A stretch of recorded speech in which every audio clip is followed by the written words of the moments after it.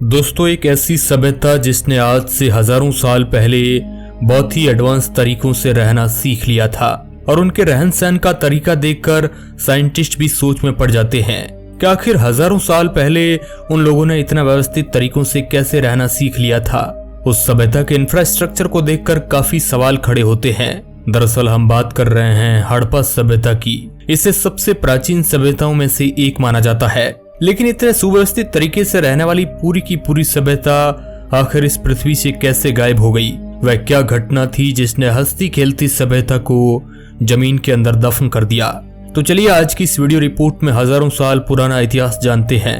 Hello दोस्तों, मैं हूं आपका दोस्त सुरेश सांचोरी। आप हिस्ट्री टेलीविजन यूट्यूब चैनल देख रहे हैं। दोस्तों, ये बात है उस दौर की जब कराची से लाहौर के बीच में पहली बार रेलवे लाइन बिछाने का काम किया जा रहा था। तो इस काम में लगे हुए इंजीनियरों को हड़प्पा नामक एक स्थल पर खुदाई करने पर ईंटें मिलने लगती है।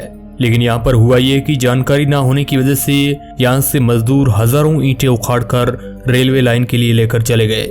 इसके चलते काफी सारी इमारतें पूरी तरह से तबाह हो चुकी थी। मजदूरों को इस बात का बिल्कुल भी पता नहीं था कि हजारों साल पुरानी कोई ये सभ्यता है। इसके बाद जब 1920 में उत्खननकर्ताओं ने इस जगह की खुदाई की तो उनके हाथ ऐसे सबूत लगे जिसने सबको चौंका दिया। तब पता चला कि ये कोई ऐसी वैसी जगह नहीं है, बल्कि आज से हजारों साल पहले यहाँ पर बहुत ही विकसित सभ्यता निवास करती थी। और ये जगह थी हड़प्पा सभ्यता की जगह, जो कि यहाँ पर जमीन के अंदर पूरा का पूरा शहर मौजूद था। मगर अब सबसे बड़ी समस्या खोजकर्ताओं के सामने ये थी कि आखिर ये सभ्यता कितने साल पुरानी है और क्या यह सबसे पुरानी सभ्यता है। तब उन्होंने इसका उपाय ढूंढा और इससे मिलने वाले अवशेषों को कार्बन डेटिंग पद्धति से देखा तो उनको पता चला ये सभ्यता आज से 4700 साल पुरानी है और पूरे विश्व की सबसे पुरानी सभ्यता है। इसके बाद 1921 में सभ्यता के एक बहुत बड़े शहर को खोज निकाला गया जिसका नाम था मोहनजोदारो। ये शहर 500 एकड़ की जमीन में फैला हुआ था, जो कि उस समय का काफी बड़ा शहर माना जाता था। हड़प्पा सभ्यता के लोग आज से हजारों साल पहले भी एडवांस तरीकों से रहा करते थे।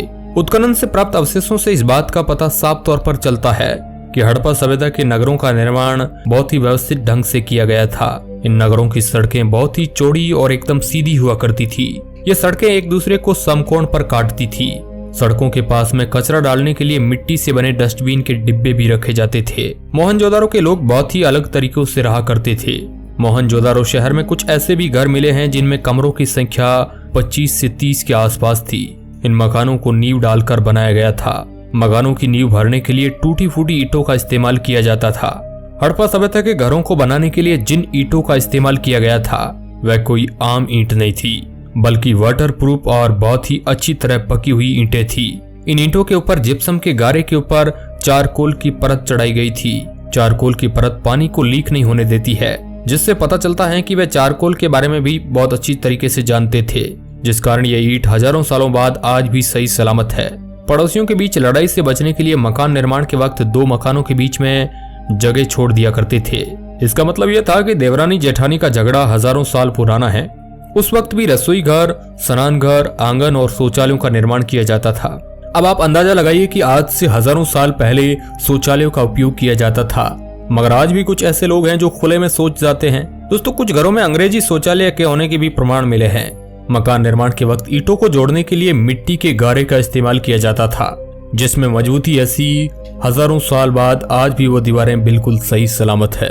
मोहनजोदारो में 2 मंजिल के मकान होने के भी सबूत मिले हैं, जिनमें बेसिकली निचली मंजिल में शौचालय हुआ करता था, लेकिन कुछ जगह पर ऊपरी मंजिल में भी शौचालय होने के सबूत मिले हैं।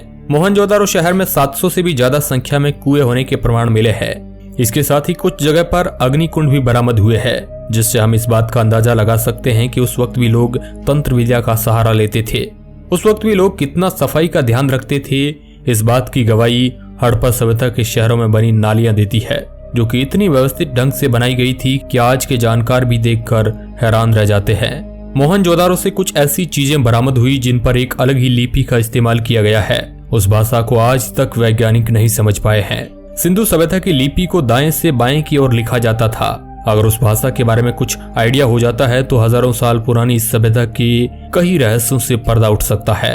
हड़प्पा सभ्यता में किसी भी मंदिर के होने के प्रमाण नहीं मिले हैं, लेकिन खुदाई में कई सारी मूर्तियां बरामद हुई जिनसे हम इस बात का तो अंदाजा लगा सकते हैं कि सभ्यता के लोग मूर्ति पूजा पर विश्वास करते थे।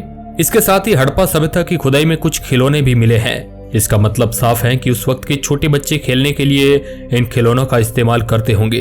आपको जानकर हैरानी होगी कि हड़प्पा सभ्यता के लोग आज से हजारों साल पहले भी एक अच्छी चिकित्सा पद्धति से वाकिफ थे, क्योंकि हड़प्पा सभ्यता में मिले कुछ कंकालों में नकली दांत बरामद हुए हैं, जिस तरह से आज की चिकित्सा पद्धति करती है।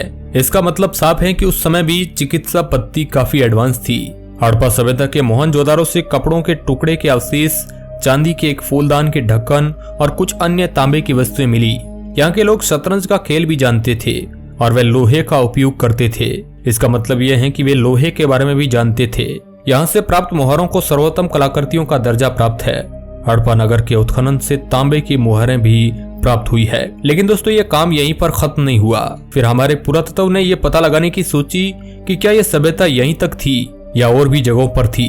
उन्होंने फिर से रिसर्च करनी शुरू कर दी और पता लगा लिया कि ये यहाँ तक नहीं बल्कि पूरे उत्तर भारत में थी।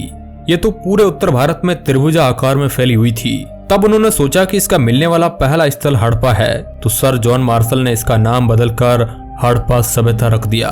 भारत का इतिहास भी इसी सभ्यता से शुरू होता है। यह सभ्यता लगभग 2500 ईसा पूर्व दक्षिण एशिया के पश्चिमी भाग में फैली हुई थी, जो कि वर्तमान में पाकिस्तान और पश्चिमी भारत के नाम से जाना जाता है। इस सभ्यता के आज तक सैकड़ों स्थल खोजे जा चुके हैं, जिसमें से मोहनजोदारो सबसे प्रमुख माना जाता है, जो आज के पाकिस्तान में सिंध प्रांत में स्थित है। अब सवाल उठता है कि आखिर हड़प्पा सभ्यता का पतन कैसे हुआ। इस पर बहुत से सवाल उठने लगे कि कैसे इस सभ्यता का अंत हुआ। आज से 4000 साल पहले एक हंसती खेलती सभ्यता आखिर कैसे दफन हो गई। इस सवाल का जवाब साइंटिस्ट कई सालों से खोजने में लगे हुए हैं। इसमें से ज्यादातर विद्वानों का मत है कि जलवायु परिवर्तन की वजह से ये सभ्यता खत्म हो गई। जलवायु परिवर्तन की वजह से हजारों लोगों को उन शहरों को छोड़कर दूसरी जगह की ओर पलायन करना पड़ा था। आज के दौर में भी हम देखते हैं कि कैसे अगर एक जगह जलवायु परिवर्तन हो जाती है तो लोग एक जगह से दूसरी जगह पलायन करते हैं। कुछ विद्वानों ने यह भी कहा है कि सिंधु नदी जहां समुद्र में मिलती थी वहां पे बहुत ही कम ऑक्सीजन है। सर्दियों में यहाँ मानसून उग्र होता था और गर्मियों में यहाँ पे सूखा पड़ता था। 1800 ईसा पूर्व यहाँ पे खेती करना नामुमकिन हो गया और ग्लोबल वार्मिंग की वजह से बारिश होना बंद हो गई और लोगों को वो जगह छोड़ के कहीं और जाना पड़ा। दोस्तों, कहा जाता है कि इस वजह से सिंधु के वासियों को हिमाचल की चोटियों पे अपना घर बनाना पड़ा। वहां भी उनको बहुत सी समस्या आई और पानी की कमी के कारण लोग मरने लगे और इस सभ्यता का अंत हो गया। परंतु कुछ लोगों का मानना यह है कि कृषि और पशुपालन करना यहाँ के लोगों का मुख्य पेशा था। यहाँ पे बहुत सी फसलें उगाई जाती थी। ये पूरी तरह से कृषि पर निर्भर हुआ करते थे। सबसे ज्यादा उनके पतन का ये कारण माना जाता है कि यहाँ पे बाढ़ आ जाने के कारण इस सभ्यता का पूरी तरह से अंत हो गया, क्योंकि 1750 में बाढ़ आने के कारण इंपोर्ट बंद हो गया। इन सब कारणों की वजह से सिंधु सभ्यता का अंत हो गया, मगर कोई भी कारण सटीक रूप से इस सभ्यता के अंत का जवाब नहीं देता है। अब इसके ऊपर आपकी क्या राय है, हमें कमेंट के माध्यम से जरूर बताएं। और इस तरह की इंटरेस्टिंग वीडियो देखने के लिए आप हमारे चैनल हिस्ट्री टेलीविजन को सब्सक्राइब करें। धन्यवाद।